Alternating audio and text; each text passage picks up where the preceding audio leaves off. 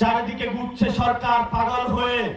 একবার চায়না যায়, একবার ভারতে যায়, একবার ইউএসএ যায়। কোন দেশ আপনাদেরকে রক্ষা করতে পারবে না। যদি রক্ষা করতেই হয়, বাংলাদেশের 18 কোটি মানুষ যেভাবে গত 17 বছর ধান খেতে আশ্রয় দিয়েছে, আপনাদের পাট খেতে আশ্রয় দিয়েছে, সেই মানুষের কাছে ফিরে আসুন। তারাই বাংলাদেশের ভবিষ্যৎ। আপনার মা 17 বছর যুদ্ধ জিহাদ করেছিল, কারো সাথে আপোষ করে নাই। বলেছিল ওদের হাতে গোলামীর জিঞ্জির, আমাদের হাতে স্বাধীনতার পতাকা। আমরা বিএনপির ভাইদের হাতে গোলামীর জিঞ্জির তুলে দিতে চাই না বাংলাদেশে। আপনাকে তখনই জিয়াউর রহমানের সন্তান বেগম খালেদা জিয়ার সন্তান হিসেবে দেখব, যদি আপনি বাংলাদেশের মাটি এবং মানুষের কাছে আসেন, ভারতের বর্গা পরিত্যাগ করে বাংলাদেশের জনগণের পক্ষে দাঁড়ান। শুনাইতে হবে।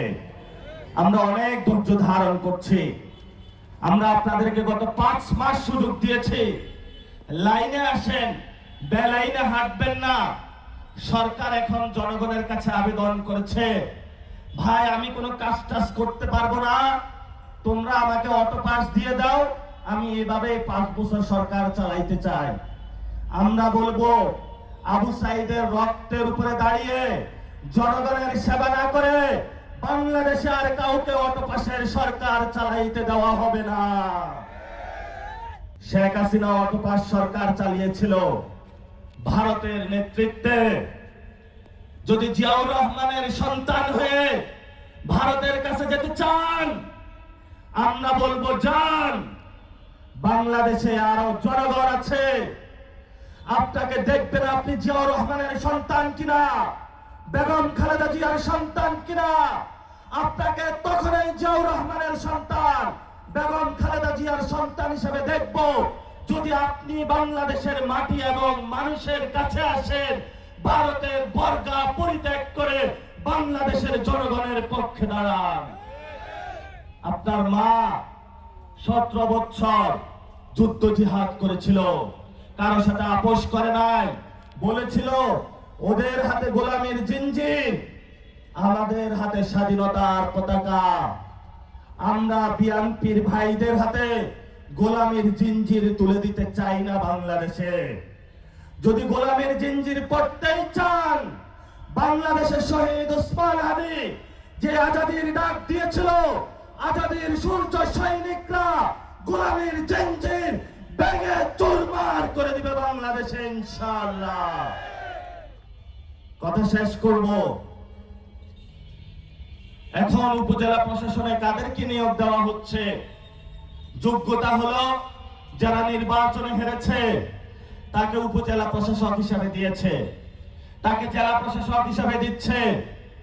বিভিন্ন জায়গায় উপজেলার চেয়ারম্যান যে জায়গাটা আছে, সেখানে আওয়ামী লীগের লোকদেরকে টোপ দেওয়া হচ্ছে। বিভিন্ন জায়গার চেয়ারম্যান যেখানে আছে বাংলাদেশে, সেখানে হলো মির্জা ফখরুলের মতন ভদ্র লোক সরকারের তাবেদার হয়ে সেখানে হলো প্রশাসক বসাচ্ছে। গত 17 বছর তাহলে গণতন্ত্র বলে চিৎকার করেছেন কেন?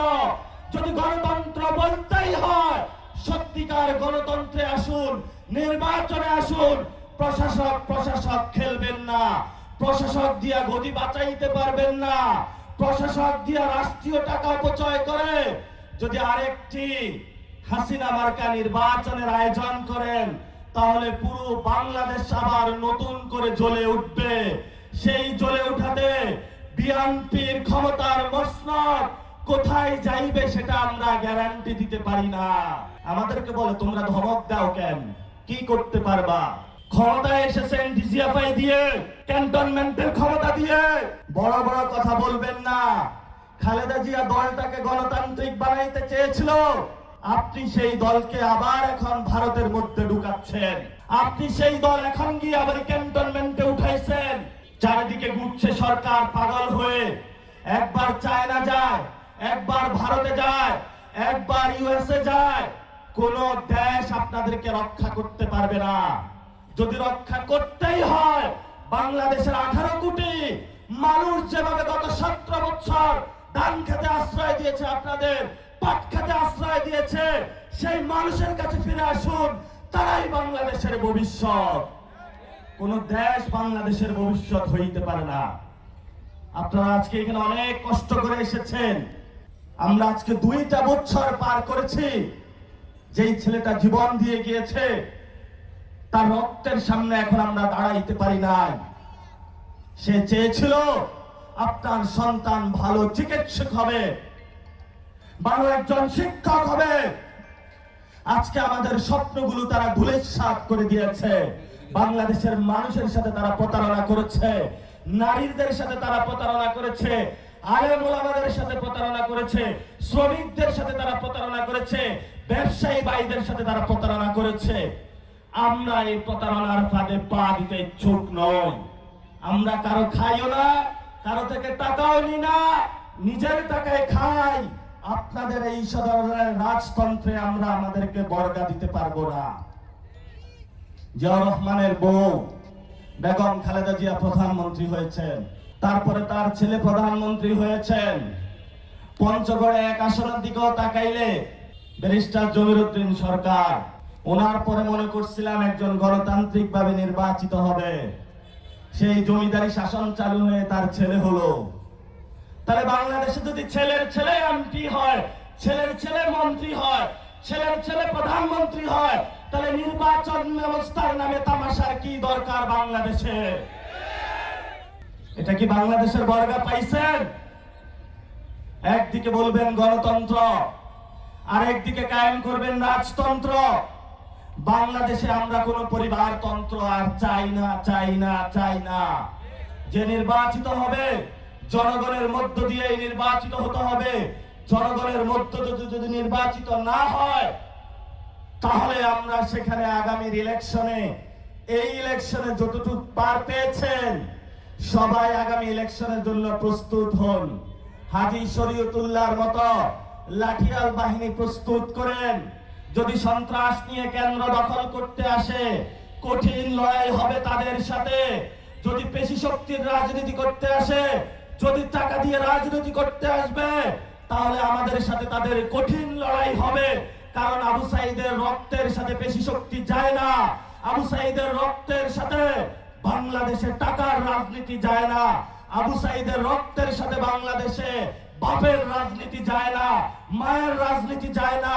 যদি রাজনীতি করতেই হয়, জনগণ যাকে ভোট দিয়ে নির্বাচিত করেছে তাকেই ক্ষমতা দিতে হবে। সার্জিস আলম এখানে জয়ী হয়েছিল, রাতের আগারে কেন্দ্র দখল করে, ঢাকা থেকে ইঞ্জিনিয়ারিং করে এখানে হারানো হয়েছে। এইবার আমরা ছাড় দিয়েছি বাংলাদেশের স্বাধীনতা সার্বভৌমত্বের জন্য। আগামীর এই খেলায় কঠিন লড়াই হবে, হুঁশিয়ার করে দিয়ে গেলাম আজকে তেতুলিয়ার মাটিতে। সেই লড়াই কি হবে আমরা জানি না।